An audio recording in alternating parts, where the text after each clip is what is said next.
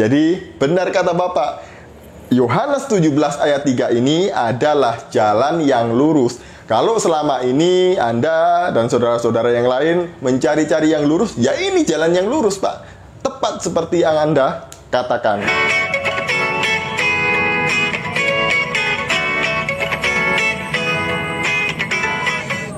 Shalom saudaraku, salam damai sejahtera di dalam kasih Kristus. Berjumpa lagi dengan saya, Didi Juli. Kita akan belajar berapologetika bersama-sama di channel ini.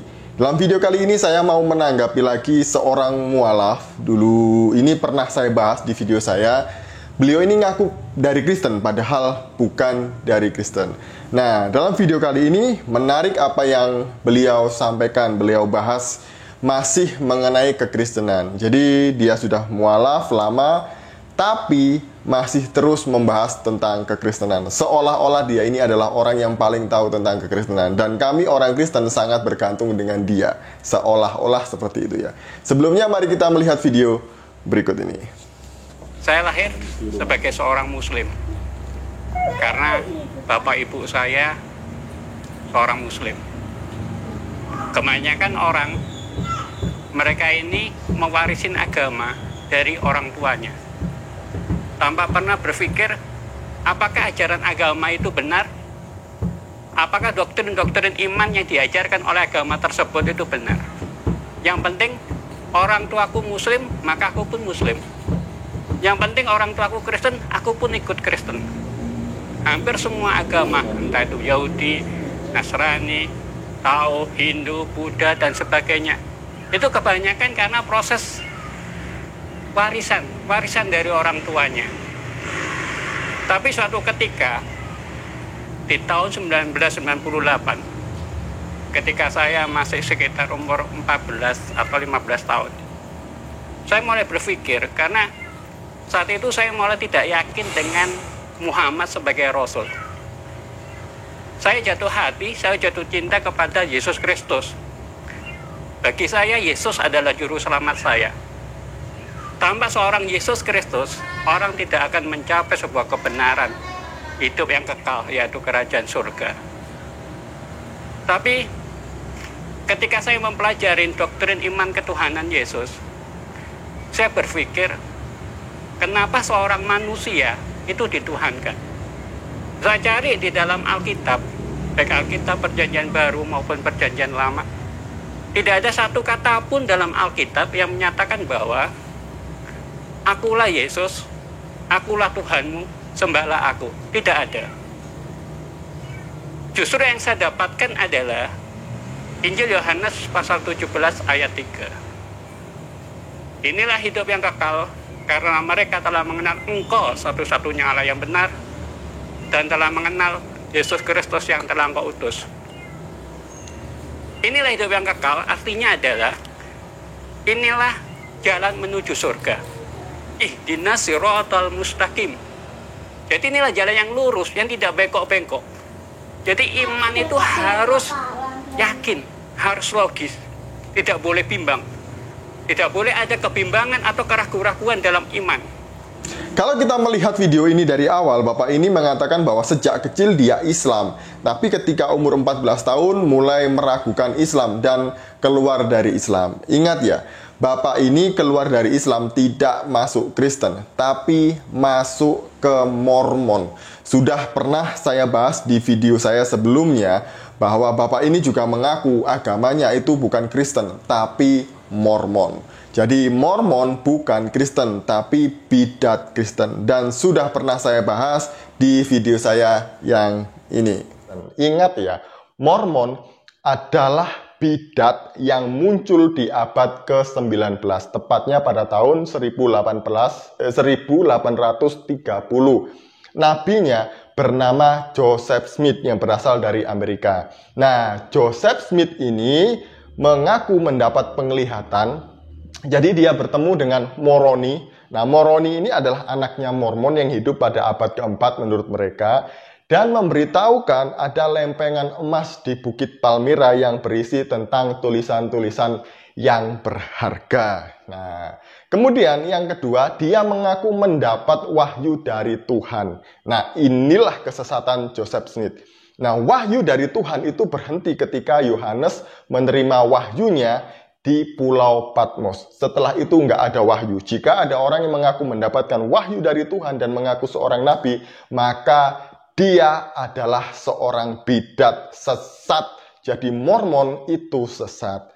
Nah, karena Mormon ini berkembang dengan pesat di Amerika, dia sangat meresahkan gereja dengan doktrinnya yang sangat menyimpang itu. Akhirnya dia ditangkap, diadili, dimasukkan penjara, dan pada akhirnya dibunuh. Dan setelah dibunuh, kepemimpinan Mormon ini dilanjutkan oleh nabi penerus Joseph Smith yang bernama Brigham Young. Jadi Brigham Young inilah yang meneruskan Joseph Smith.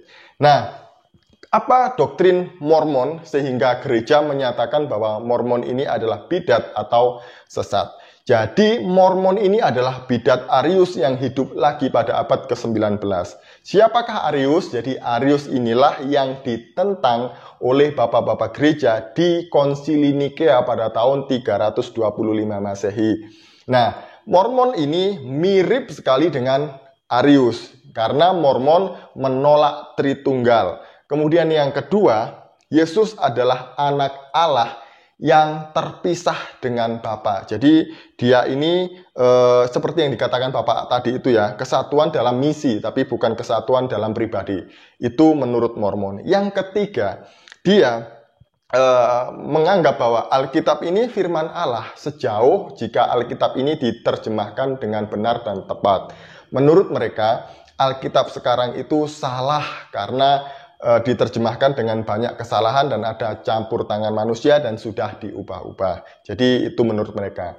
Kemudian mereka juga punya Alkitab lagi, kitabnya bernama Kitab Mormon. Nah, Kitab Mormon inilah yang berasal dari lempengan emas dari Moroni tadi itu di Bukit Palmyra. Yang ketiga, kitab mereka adalah mutiara yang berharga, mutiara yang sangat berharga. Mutiara yang sangat berharga ini adalah kitab yang berasal dari wahyu yang diterima oleh Joseph Smith semasa dia hidup. Jadi inilah kesesatan Mormon. Kenapa Mormon dianggap sesat? Ya karena ini sangat menyimpang dari ajaran gereja yang am.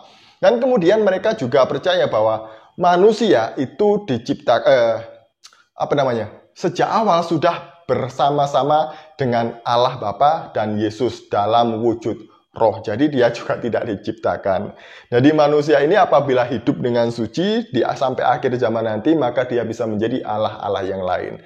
Yang terakhir, kesesatan dari Mormon ini adalah dia mempunyai baptisan orang mati. Jadi orang mati itu masih punya kesempatan untuk dibaptis ulang menurut baptisan Mormon. Yang belum pernah mendapat ajaran Mormon, orang mati bisa dibaptis supaya dia diselamatkan. Itu. Jadi Anda adalah seorang bidat, Pak. Jadi jangan mengaku-ngaku bagian dari Kristen dan jangan bangga menjadi seorang bidat yang muncul di abad ke-19. Nah, di sini menariknya yang mau saya bahas lebih dalam gitu ya. Bapak tadi mengatakan bahwa ihdinah sirotol mustaqim atau inilah jalan yang lurus itu sebenarnya ada di dalam Yohanes 17 ayat yang ketiga. Bapak ini sebenarnya ingin menunjukkan bahwa Yohanes 17 ayat 3 ini Yesus bukan Tuhan, tapi hanya utusan. Tapi saya membuktikan bahwa dalam Yohanes 17 ayat 3, Yesus adalah Tuhan. Mari kita membahasnya mulai ayat yang pertama. Demikianlah kata Yesus, lalu ia menengadah ke langit dan berkata, Bapa, telah tiba saatnya, permuliakanlah anakmu supaya anakmu mempermuliakan engkau. Jadi ketika sang anak memanggil Bapa, mereka menganggap bahwa Yesus berdoa kepada Allah di surga. Padahal ketika sang firman berkomunikasi dengan Allah di surga, dia ini sedang menunjukkan bahwa ada relasi antara sang firman dengan sang Bapa yang tidak dapat terpisahkan. Kemudian yang kedua, sama seperti engkau telah memberikan kepadanya kuasa atas segala yang hidup. Ingat ya, Bapa di surga memberikan kuasa kepada sang firman atas segala yang hidup. Saya mau tanya kepada Bapak, siapakah yang punya kuasa atas segala yang hidup? Apakah manusia? Apakah nabi-nabi? Apakah para rasul? Bukan. Pasti dia adalah Tuhan. Lanjut. Demikian pula ia akan memberikan hidup yang kekal kepada semua yang telah engkau berikan kepadanya. Kemudian yang kedua, dia akan memberikan hidup yang kekal kepada semua yang telah engkau berikan kepadanya. Siapa yang dapat memberikan hidup yang kekal? Apakah manusia? Apakah para nabi? Apakah para rasul? Tolong dijawab. Yang dapat memberikan hidup yang kekal hanyalah Tuhan. Jadi dari sini ayat yang kedua saja sudah menunjukkan bahwa Yesus adalah Tuhan, tanpa dia mengatakan dengan mulutnya sendiri, Pak. Ketiga, ayat yang ketiga. Inilah hidup yang kekal itu. Lalu Yesus menyambungnya di ayat yang ketiga dengan kalimat, inilah hidup yang kekal itu, yaitu bahwa mereka mengenal Engkau. Yang pertama, hidup yang kekal itu adalah harus mengenal Engkau. Sebagai apa? Sebagai satu-satunya Allah yang benar. Jadi kami orang Kristen itu juga percaya bahwa Allah itu esa. Yang percaya Allah itu tiga adalah Bapa, yaitu Mormon. Mormon itu percaya bahwa Allahnya tiga. Kemudian selanjutnya, dan mengenal Yesus Kristus yang telah engkau utus. Ingat ya, salah satu syarat untuk mendapatkan keselamatan atau hidup yang kekal itu adalah mengenal Yesus sebagai satu-satunya yang telah engkau utus. Dan mengenal Yesus Kristus yang telah engkau utus. Pertanyaan saya, Pak, kenapa Yesus dijadikan syarat untuk mendapatkan hidup yang kekal? Apakah dia manusia biasa? Apakah dia hanya seorang nabi? Seorang guru? Seorang rasul? Bukan kan? Dari sini kita bisa tahu bahwa sebenarnya ayat ini justru menguatkan ketuhanan Yesus, bahwa dia punya kuasa, segala kuasa dia punya itu, Pak. Jadi benar kata Bapak, Yohanes 17 ayat 3 ini adalah jalan yang lurus. Kalau selama ini Anda dan saudara-saudara yang lain mencari-cari yang lurus, ya ini jalan yang lurus, Pak. Tepat seperti yang Anda katakan, bahwa hidup yang kekal harus mengenal Allah sebagai satu-satunya Allah yang benar, kemudian mengenal Yesus Kristus yang telah Dia utus. Mengerti? Paham? Sampai di sini? Semoga video ini mencerahkan kita semuanya. Shalom, salam waras, Tuhan Yesus memberkati kita.